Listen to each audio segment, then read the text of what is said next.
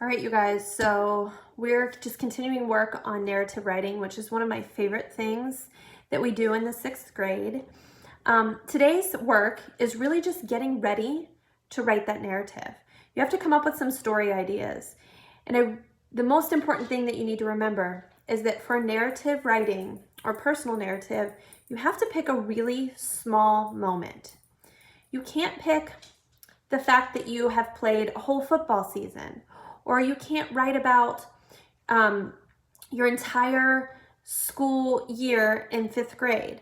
You want to pick one moment in time, and that moment might be 5 minutes, it might be 15 minutes, or it might be like a short hour.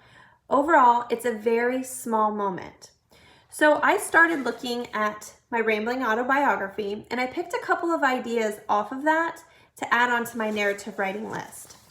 I like to make my list in my notebook, and so you'll see I titled it Narrative Story Ideas, and I picked a couple of ideas. I said, taking my parents' car, the jet ski blunder, singing in a sheet, dancing to reggae, when I got married, and I could separate these out. I put having kids, but I could separate those out.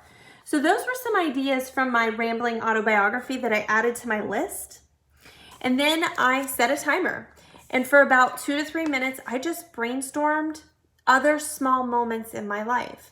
Now, obviously, if I were really telling this story, it would be much quicker than what I'm sharing now, but these are some of the other stories ideas I got. My 7th grade cheer tryout, there was just like one thing that I would share about that. Same thing with my 10th grade cheer tryout. That would be more like when I went and looked at the list and what happened in that moment. When I first started teaching my very first year, I got a phone call. I had finished the day teaching because it was the last day before Christmas break, and I got a phone call about my grandpa, so I could tell that story about that phone call. I had another dog named Casey, and she died. She passed away about 3 or 4 years ago. She was older, but I could write about that small moment. It was like a 15-minute time span that I could tell about. My whole family went to dinner at Grandma's, and we got some bad news, so I could write about that moment. I kept going. I rode a sky coaster once, so I could really think about all the emotions there.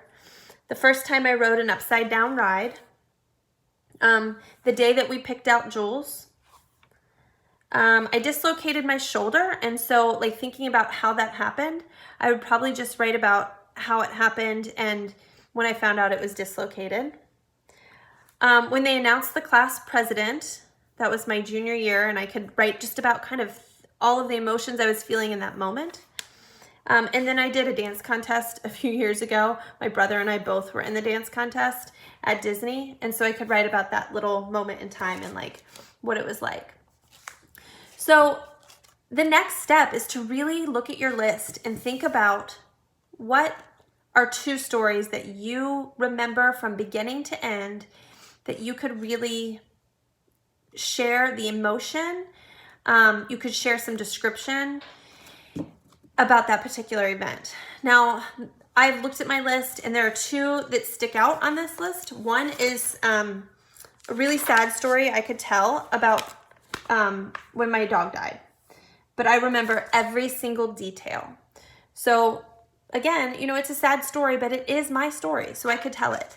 And then the other one that I'm thinking about is just a really funny moment that I will never forget, and it happened when I was like, I think I was 17 years old, but it was this jet ski blunder.